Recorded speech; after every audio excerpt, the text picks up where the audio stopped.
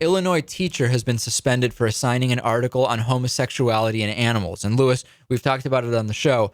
Certainly homosexuality in animals does exist. A certain percentage of most species, or many species at least, do seem to try to mate with other animals of the same sex. That we know that is a fact, is it not? It happens, yeah. It happens. Mr. DeLong, a 10th and 12th grade honors English teacher in Illinois, was suspended for assigning an article about homosexuality in the animal kingdom. The article was a scientific article written by a professor at the very liberal, of course, Lewis, Stanford University, and published in a popular science magazine. Mr. DeLong, many assume, would be a very clear homosexual man engaged in a gay relationship. Not the case. He is reportedly married to a woman. He's a heterosexual teacher who just considers himself an ally of the gay lesbian community.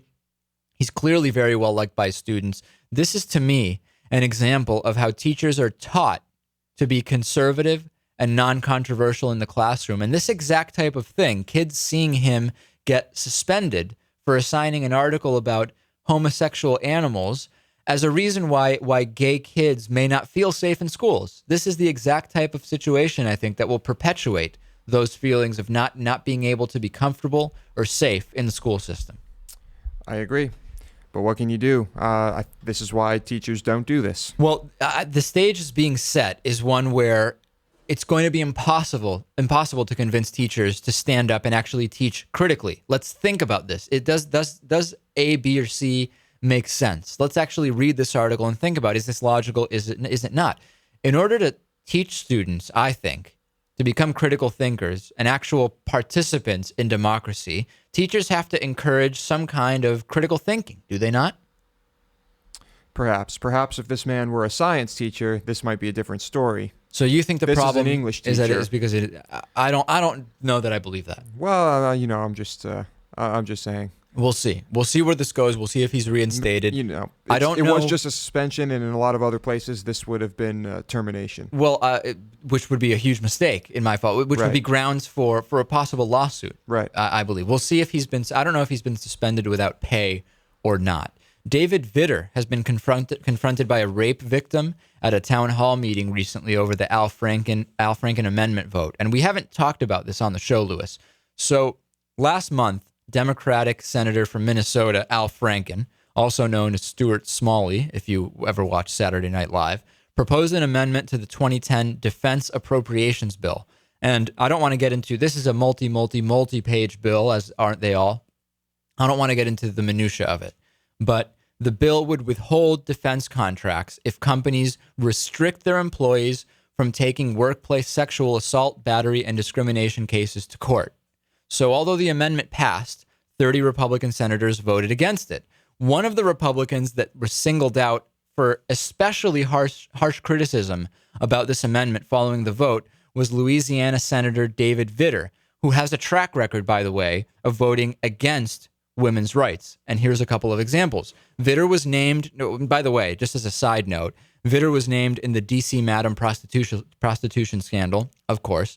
He's been pushing the Marriage Protection Amendment, which is this amendment that wants to define marriage as one man, one woman only, no exceptions. He's also tried to prevent money from getting to Planned Parenthood. So this is not a guy who has been on the side of a lot of these just very basic, logical types of things. We don't need to define marriage as one man and one woman. It's very clear we're going in the direction of legalizing gay marriage in more states, not less.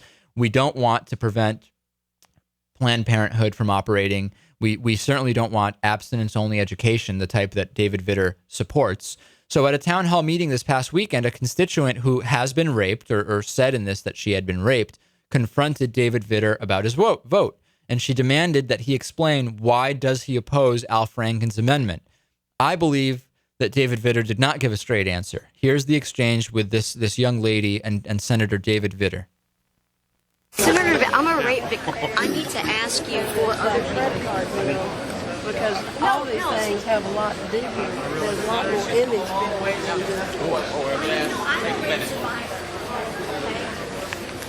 and it meant everything to me that I was able to put the person who attacked me in prison. And what allowed me to do that was our judicial process.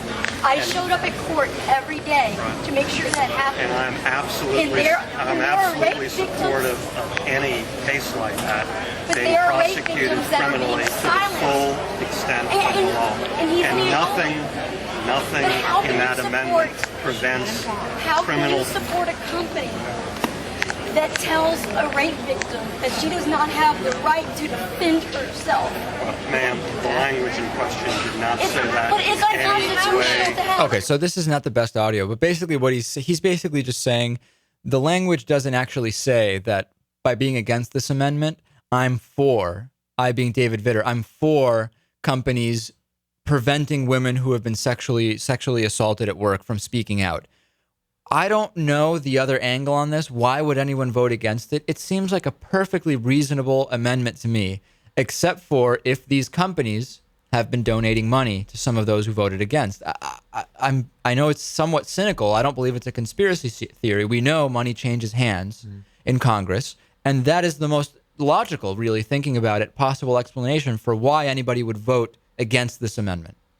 We'd have to do some research and see if there's any companies specifically that that he might have been voting against this. That may have these policies. Right.